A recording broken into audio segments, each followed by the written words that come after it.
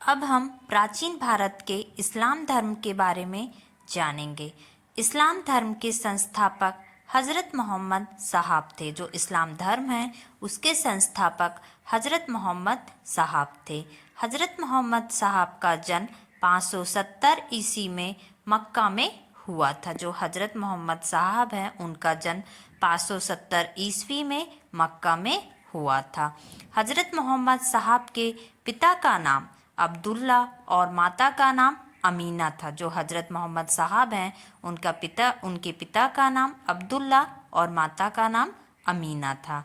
हज़रत मोहम्मद साहब को 610 ईस्वी में मक्का के पास हीरा नामक गुफा में ज्ञान की प्राप्ति हुई। जो हज़रत मोहम्मद साहब हैं उनको 610 ईस्वी में मक्का के पास जो हीरा नामक गुफा थी उसमें ज्ञान की प्राप्ति हुई। मोहम्मद की शादी 25 वर्ष की अवस्था में खदीजा नामक विधवा के साथ हुई। जो हज़रत मोहम्मद साहब हैं उनकी शादी 25 वर्ष की आयु में खदीजा नामक विधवा के साथ हुई थी।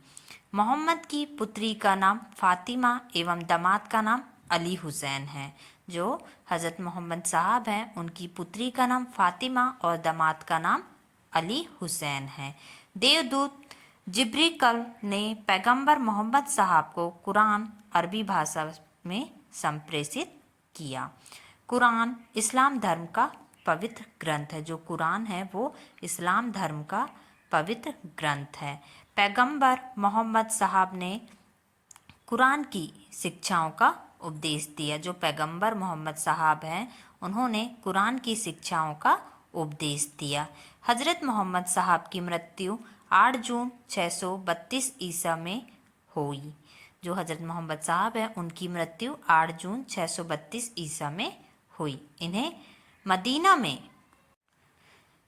में दफनाया गया। ओके, जो हज़रत मोहम्मद साहब हैं उनकी मृत्यु 8 जून 632 ईस्वी में हुई और इन्हें मदीना में दफनाया गया। मोहम्मद साहब की मृत्यु के बाद इस्लाम सुन्नी तथा शिया नामक 2 पंथों में विभाजित हो गई। जो मोहम्मद साहब थे उनकी मृत्यु के बाद जो इस्लाम है वो सुन्नी तथा शिया नामक 2 पंथों में विभाजित हो गया। सुन्नी उन्हें कहते हैं जो सुन्ना में विश्वास करते हैं। सुन्ना पैगंबर मोहम्मद साहब के कथनों तथा कार्यों का विवरण है। सुन्नी किसे कहते हैं? जो सुन्ना में विश्वास करते हैं। सुन्ना पैगंबर मोहम्मद साहब के कथनों तथा कार्यों का विवरण है। शिया अली की शिक्षाओं में विश्वास करते हैं। जो शिया अली की शिक्षाओं में विश्वास करते हैं। सुन्ना पैगंबर मोहम्मद साहब के कथनों तथा कार्यों का विवरण है। अली मोहम्मद साहब के दामाद थे। जो अली थे वो मोहम्मद साहब के दामाद थे। पैगंबर मोहम्मद साहब के उत्तराधिकारी खलीफा कहलाई। जो पैगंबर मोहम्मद साहब के उत्तराधिकारी खलीफा कहलाई। इब्न इसाक ने सर्वप्रथम पैगंबर साहब का जीवन चरित्र लिखा। जो इब्न इसाक हैं उन्होंने सर्वप्रथम पैगंबर साहब का जीवन चरित्र लिखा। मोहम्मद साहब पैगंबर के जन्मदिन पर ईद मिलाद उन नबी पर्व मनाया जाता है।